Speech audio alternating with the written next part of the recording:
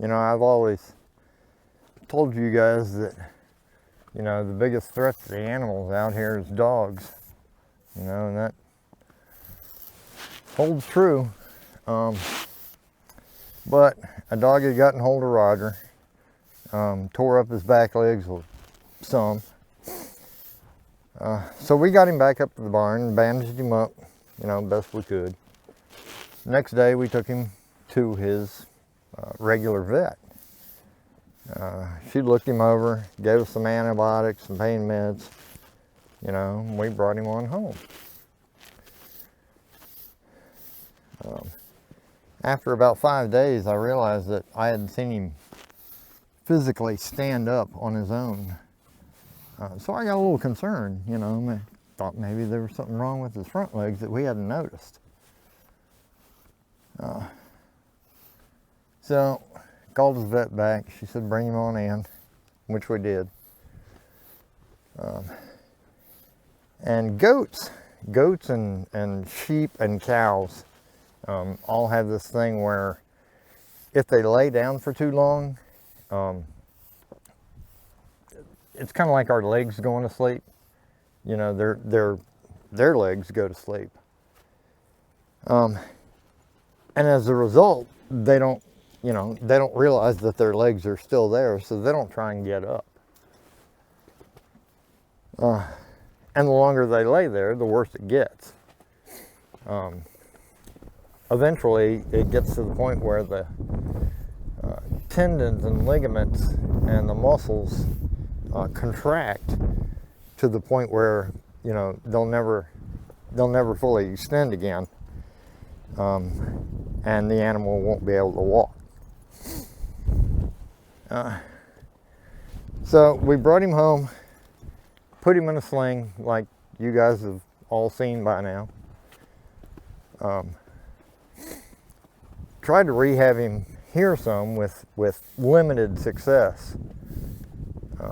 So I got in touch with Hamish's veterinarian the first time he had lump jaw. And I talked to Dr. Holly and she said, yeah, just, you know, go ahead and bring Roger up here. We got up New Year's Day and loaded Roger up into the back of my truck and took him on up to Tech.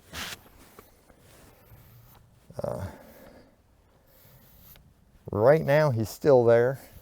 I talked to Doc Holly this morning. She sent me some videos and some pictures of him. He's doing okay. He's walking on his own. You know, they're still splinting him, both his front legs. They're splinting his legs on alternate days. Seems to work out better for him.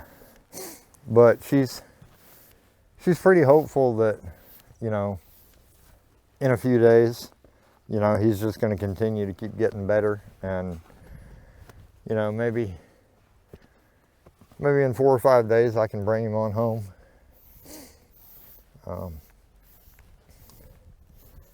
You know, it's, and I asked her, you know, I told her I needed her to be honest with me. And was it something that I could have foreseen, you know, because I want to know. You know, I hate the thought that something I did or didn't do would injure one of my animals. But if it is, you know, I need to know. You know, it would suck, but, you know, that's the way it is. So I did ask her, you know, and she said no. There's, you know, she saw no reason why anything that happened could be basically anyone's fault. You know, he was just in a lot of pain, you know, and he just didn't want to get up.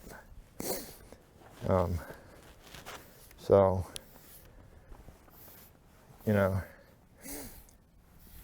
the fact that we noticed that he wasn't getting up, you know, was something, because he was still moving around. You know, I just hadn't seen him stand up. So the fact that we did notice that, you know, helped a lot. So eased my mind a little bit.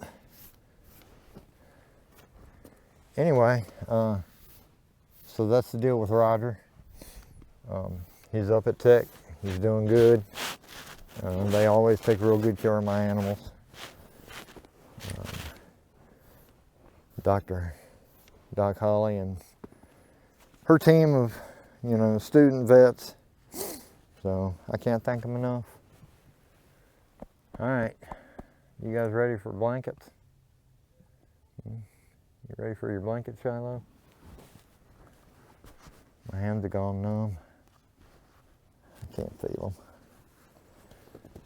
them. Whew. Almost threw that right there where Kylo was. I don't think he would have liked that dog coming at him.